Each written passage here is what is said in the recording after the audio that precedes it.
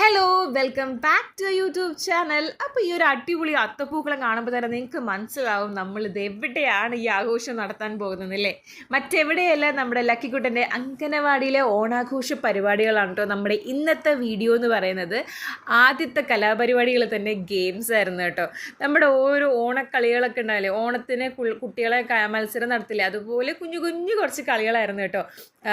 നാരങ്ങ സ്പൂണിൽ വെച്ച് നടക്കുക, അതുപോലെ തന്നെ കസേരയൊക്കെ കളിച്ച് കഴിഞ്ഞപ്പോൾ ലക്കിക്കുട്ടൻ ഫസ്റ്റ് ഇരിക്കാൻ പറ്റിയെങ്കിലും രണ്ടാമത് ഇരിക്കാൻ പറ്റിയില്ല കേട്ടോ. അത് ലക്കിക്കുട്ടൻ ഭയങ്കര സങ്കടമായി കേട്ടോ. മൂന്നാമത് ഓടിയപ്പോൾ വീണ്ടും ചെന്നു കേട്ടോ കളിക്കാൻ വേണ്ടിയിട്ട്.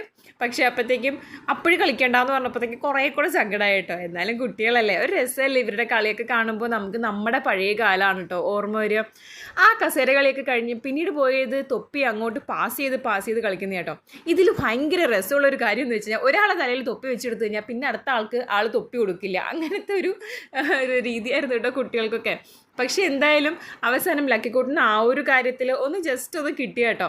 അപ്പോൾ അത് കഴിഞ്ഞ് അടുത്ത കളി എന്ന് പറയുന്നത് മിഠായി വറക്കലായിരുന്നു കേട്ടോ. മിഠായി വറക്കുന്നതിന് പകരം പറക്കി ഓപ്പോസിറ്റ് നിൽക്കുന്ന ആൾക്കാണ് കൊണ്ടു കൊടുക്കേണ്ടത്. പക്ഷെ അത് ആദ്യം ലക്കിക്കുട്ടൻ്റെ വായിലേക്കാണ് കേട്ടോ പോയത്.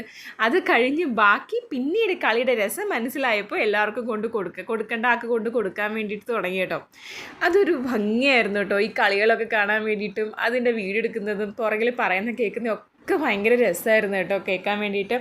അതിനുശേഷം നമ്മുടെ ലക്കിക്കുട്ടനാണെങ്കിലും മറ്റുള്ള കുട്ടികളാണെങ്കിലും എല്ലാവരും ഓരോരോ കുഞ്ഞു പാട്ടുകളൊക്കെ പാടി നല്ല ഭംഗിയായിട്ട് എല്ലാവരും പാട്ടുകൾ പാടി, പാട്ടുകൾക്കനുസരിച്ച് ഡാൻസ് കളിച്ചു. അങ്ങനെ ഒരുപാട് കാര്യങ്ങൾ ചെയ്ത് എല്ലാവരും ഭയങ്കര ഹാപ്പി ആയിട്ടുള്ളൊരു ദിവസമായിരുന്നു കേട്ടോ.